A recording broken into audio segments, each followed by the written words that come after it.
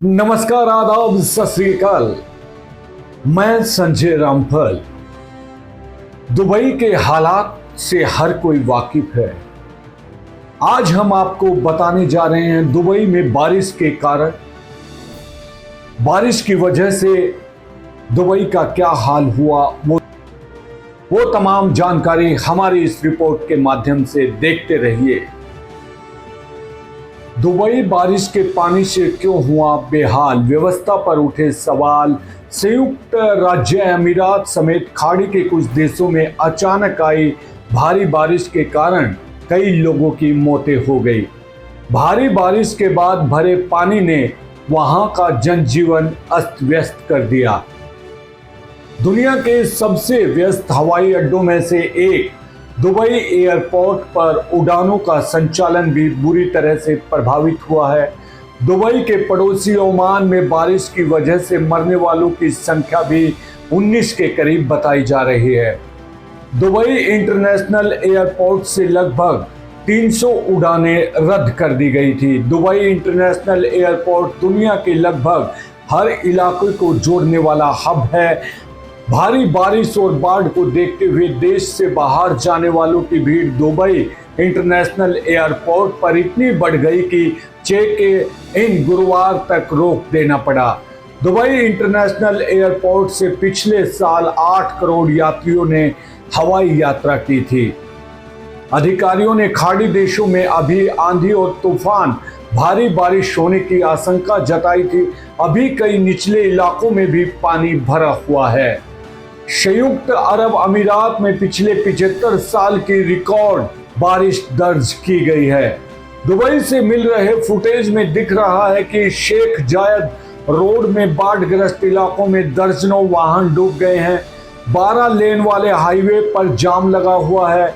British नागरिक cat और Andrew Goldy Dubai में आई बाढ़ में फंसे हुए हैं। दोनों यहां के इंटरनेशनल एयरपोर्ट पर पिछले 12 घंटों से फंसे हुए थे।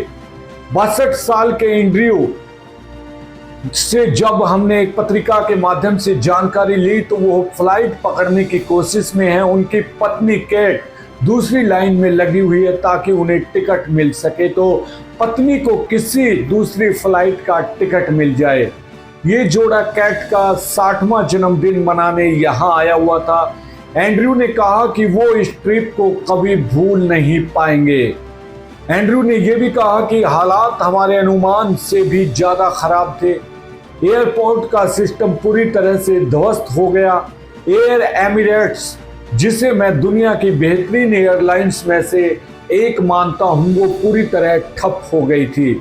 उसका कोई भी कर्मचारी वहां नहीं था, कोई सूचना नहीं मिल रही थी, न ही कोई ऑर्डिनेशन था और न ही कोई जानकारी मुहैया करा रहा था। कोई प्रोफेशनलिज्म नहीं था। बड़ी कंपनियों की ओर से किया जाने वाला आपदा प्रबंधन वहां से गायब दिखा। वहां पूरी तरह अराजकता थी। उन्होंने बताया लोग लाइन में सो रहे थे, वो जमीन पर लेटे हुए थे, हर तरफ फूड पैकेट पड़े हुए थे। वहां काफी गंदा माहौल था। क्या ये प्रकृति से छेड़छाड़ का नतीजा है? साउथ यॉर्कशायर के रोकथेमन की रहने वाली एन विंग ने अपने पति और 3 बच्चों के साथ लंदन के हिथ्रो एयरपोर्ट की ओर रवाना होने वाली थी, लेकिन बाढ़ की वजह से दुबई में फंस गई। एन विंग ने बताया लोग कनेक्शन डेस्क पर चिल्ला रहे थे और हंगामा मचा रहे थे। वहां कोई स्टाफ नहीं था। भयावह माहौल था। लोग जानवरों की तरह छोटी सी जगह पर ठुसे पड़े थे। ये बड़ा अमानवीय और भद्दा लग रहा था। उनके परिवार ने दोपहर के बाद खाना नहीं खाया था। काफी देर बाद उन्हें सिर्फ बोतल बंद पानी का एक पैकेट दिया गया। दुबई के दूसरे एयरपोर्ट की ओर भेजे गए कुछ यात्रियों से भी वहां के हालात देखने योग्य थे। इस एयरपोर्ट को दुबई वर्ल्ड सेंट्रल कहा जाता है। यहाँ पहुंचे लोगों ने भी दुबई इंटरनेशनल एयरपोर्ट की अराजकता का ब्यौरा दिया। उन्होंने भी कहा कि दुबई इंटरनेशनल एयरपोर्ट में पर्याप्त पानी और भोजन की व्यवस्था नहीं थी। दुबई में बारिश से एक बुजुर्ग की मौत हो गई। उनकी गाड़ी बाढ़ के पानी में बह गई थी। ओमान में 1400 लोगों को बारिश के पानी से घिरे इलाकों से निकालकर सुरक्षित जगहों पर पहुंचाया गया है। इन लोगों को स्कूलों और सरकारी दफ्तरों में सुरक्षित पहुंचाया गया। 3 बच्चों और ड्राइवरों को भी बाढ़ के पानी में फंसने से बचाया गया। रविवार की बात करें तो बाढ़ के पानी में स्कूल बस के बह जाने से 10 और 15 साल की उम्र के 10 बच्चों की भी मौत बताई जा रही है। सोशल मीडिया पर यूजर्स संयुक्त अरब अमीरात में अचानक आई भारी बारिश और बाढ़ को जलवायु परिवर्तन और ग्लोबल वार्मिंग का संकेत बता रहे हैं। वहीं कई यूजर्स ये भी पूछ रहे हैं कि क्या इसके पीछे प्रकृति से छेड़छाड़ और कृत्रिम तरीके से बारिश कराने की कोशिश तो नहीं है। कुछ लोग इसे क्लाउड सीडिंग का नतीजा बता रहे हैं। क्लाउड सीडिंग क्या है? दुबई के हालात के लिए ये कितना जिम्मेदार है? क्लाउड सीडिंग के जरिए बादलों में एक तरह का बीज डालकर बारिश करवाई जाती है। आसान शब्दों में कहें तो बादलों में बारिश के बीज बोने की प्रक्रिया को क्लाउड सीडिंग कहते हैं।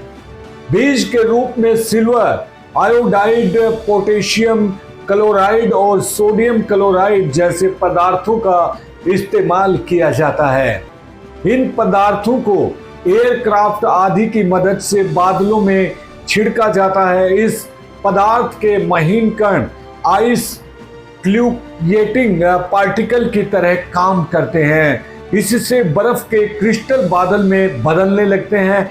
इसके बाद बादलों में मौजूद नमी बर्फ के क्रिस्टल को घेर लेती है और इन्हें संघनित कर बारिश में बदल देती है।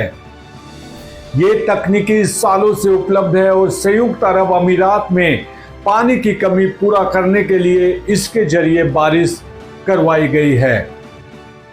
ब्लूमबर्ग की एक रिपोर्ट के मुताबिक रविवार और सोमवार को क्लाउड सीडिंग की योजना बनाई गई थी, लेकिन मंगलवार को इसकी योजना नहीं बनाई गई थी।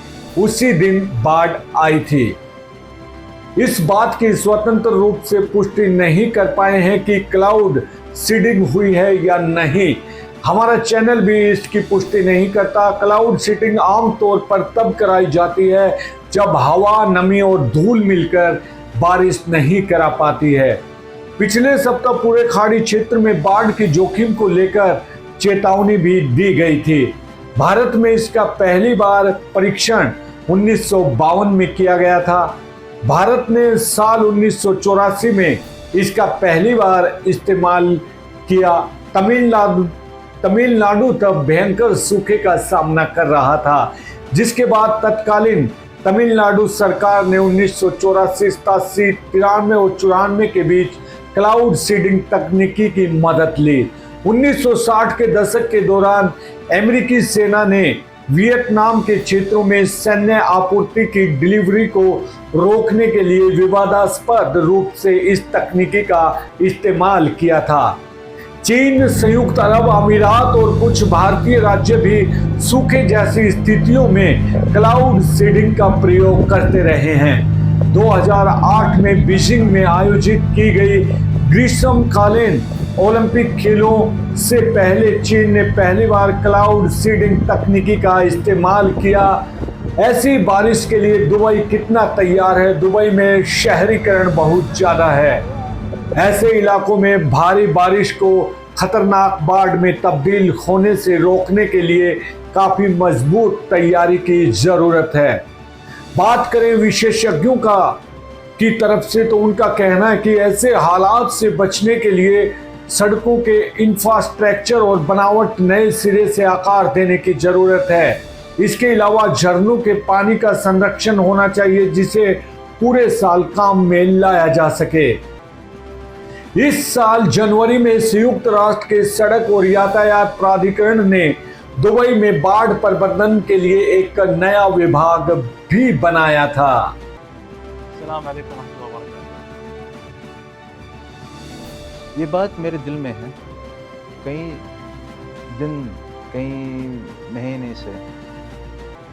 आज वो बात मैं निकालना चाहता हूँ अपने दिल से आपके सामने आपको बोलना चाहता हूँ। 2 दिन पहले हमारे पास बहुत बड़ी ज़ोर से बारिश हुई थी इमारात में, और कई ऐसे मुल्क जो हमारे साथ जैसे कि ओमान, बहरीन, कतर, कुछ जगहों में सऊदी अरेबिया में ये, तो कई लोगों ने कमेंट किया है अपने अपने हैंडल में जो उनके सोशल मीडिया हैं, और कई लोगों ने वीडियो शेयर करे हैं अपने अपने मुल्कों में।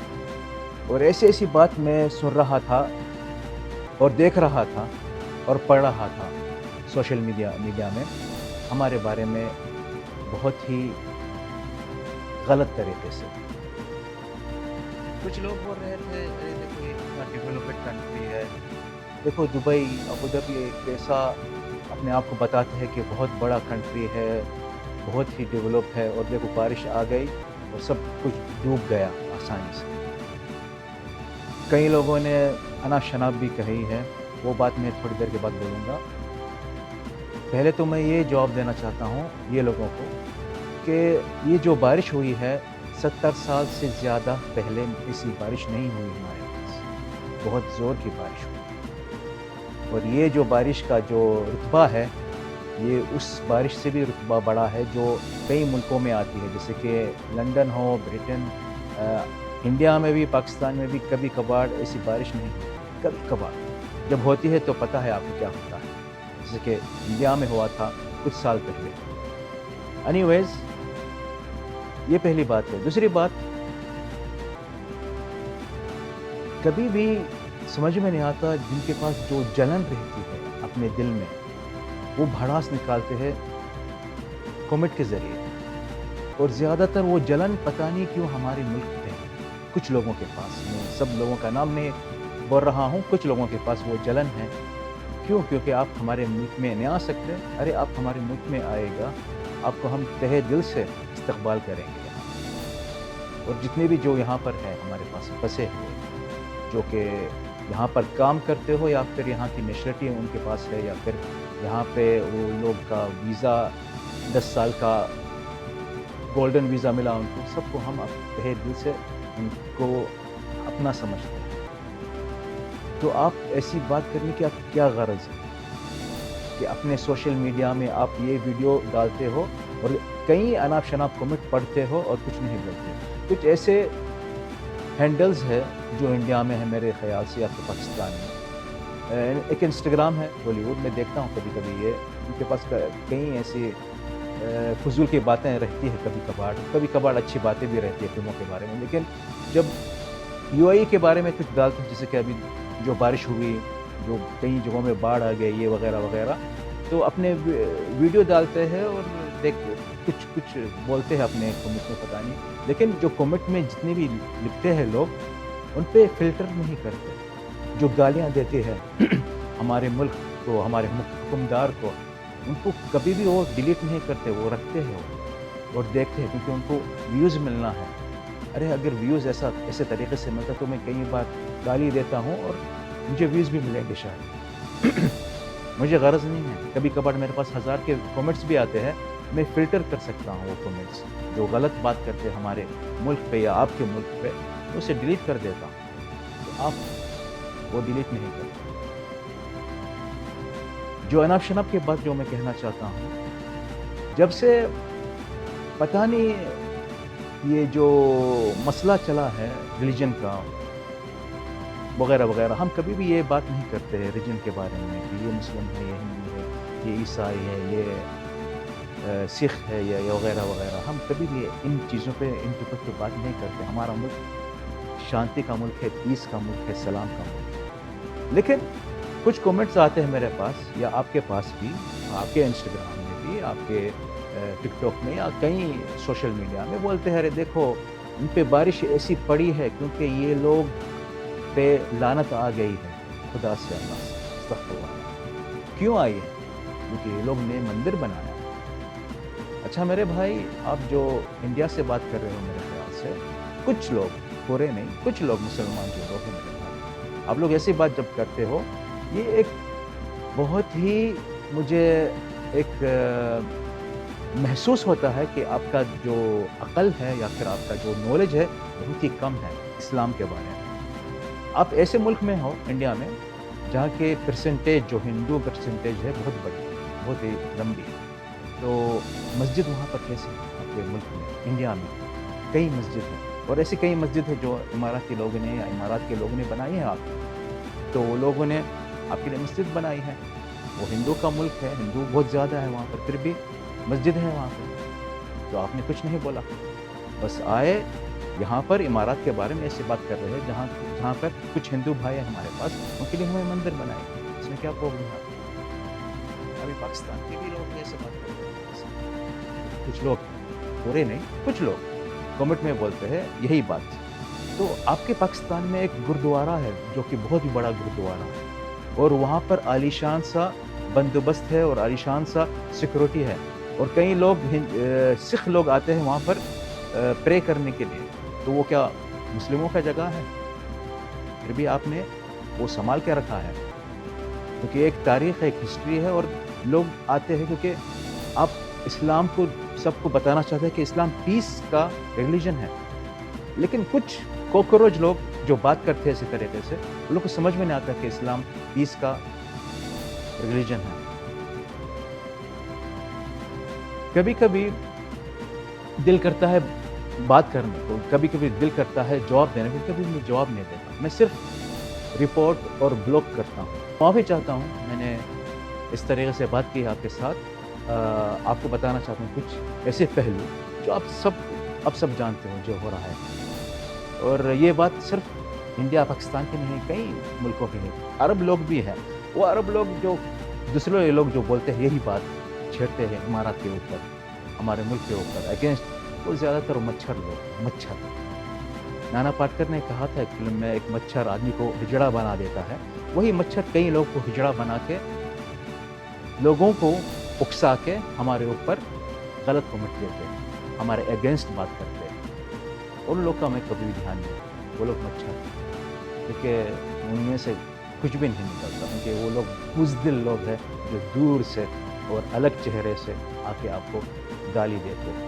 एनीवेज, मेरा मुल्क, मेरा वतन इमारात महान है, और आप सब जानते हैं, और हमारा दोस्ताना आपके मुल्कों से भी है, बहुत बड़ा दोस्ताना है। लेकिन कोई भी अगर गलत अनाप बात करेगा मेरे मुल्क के बारे में, मैं उसको ज़रूर जवाब दूँगा। अस्सलाम वालेकुम वरहमतुल्लाहि वबरकातुहू। तो दोस्तों, ये थी हमारी एक छोटी सी जानकारी। आशा करते हैं आपको इससे कुछ जानकारी मिली होगी। कल फिर करते हैं नए टॉपिक पर, नई बात को लेकर आपके समक्ष होते हैं पेश। तब तक मुझे दीजिए इजाजत, आप अपना ख्याल रखिए, सुरक्षित रहिए, नमस्कार।